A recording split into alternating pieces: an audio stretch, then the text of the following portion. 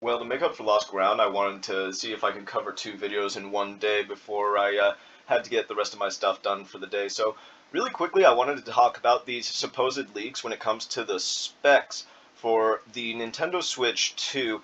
And I went to the source of where I had found it and figured I would just kind of go over a brief summary, hopping right into it. So, guys, if you enjoy these videos, hit that like button and subscribe if you're new. And we're going to start with just the base know how, technical mumbo jumbo, just straight out of the horse's mouth. 1536 CDA cores, 48 tensor cores, 12 RT cores, Ampere architecture with features backported from Ada, 8 times ARM, or 8x ARM, 87A, or excuse me, A78C file decompression engine, 12 gigabytes of LPDDR5X RAM, with 7,500 MT per second. I don't know what that is, to be honest. And then 256 UFS 3.1. Now, out of all this, to be honest, I'm not really technical. To be honest, you're not really gonna get much value from this channel as far as technical know-how. But I will say I know that 12 gigabytes of RAM has been the main focus of the narrative online when it comes to this release, and this has been something that people have apparently been disappointed about when it comes to, oh, well, it should be at least 16 gigabytes of RAM is what people want, which I don't know, I don't think is super realistic. I don't remember how many gigs of RAM the Steam Deck has, but I mean, when you compare 12 gigabytes of RAM to Nintendo Switch 1's 4, I believe it's 4, maybe even 3 gigabytes of RAM, this is a significant step up. And we've seen a lot of evidence of what Nintendo can do with very, graphical capabilities that are actually pretty behind other consoles. But what it all actually means can be seen up here in as far as like specific things and as far as comparisons, so we can actually have an idea of what uh, all of this mumbo jumbo actually means. So when it does come to handheld and docked, it does seem like they're going to be operating a little differently.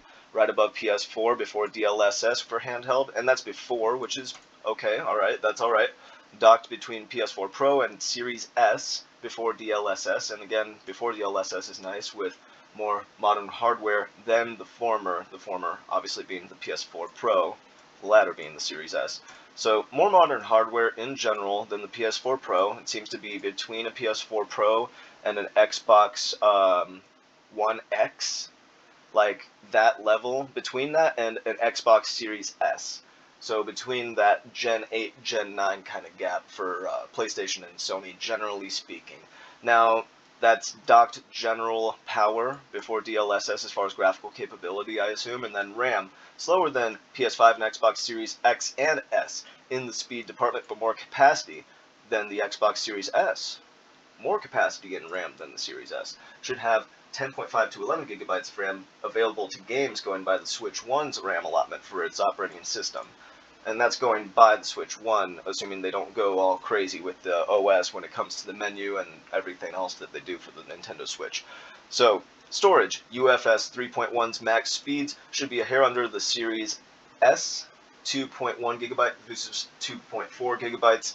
Still plenty fast, even if not maxed out. Lines up with what Digital Foundry and Nate Drake, that being Nate the Hate, heard about decompression techniques and fast load times of the Breath of the Wild tech demo, respectively for each source. And then the asterisk for the PS4 mentions that not only is the Switch 2 ARM-based rather than x86 like the systems compared, it's also NVIDIA versus AMD. There are plenty of factors at play to where it's not an apples-to-apples comparison. Plus, the native tensor cores of the Switch 2 will allow for DLSS, letting the system punch above its weight and decrease the size of the gap between it and the Series S. Nintendo could throttle down the SoC to the floor, but I'm not sure it'll be a doomsday scenario since this is a custom chip to begin with.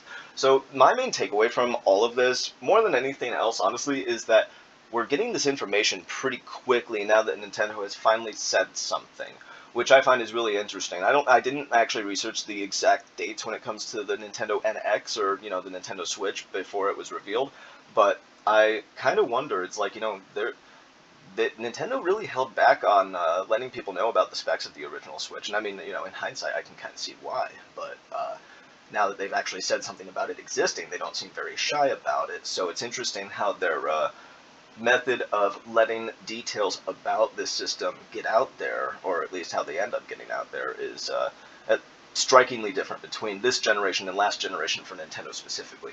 But let me know what you guys think about all of this down below. Thank you so much for watching, and we will see you all next time.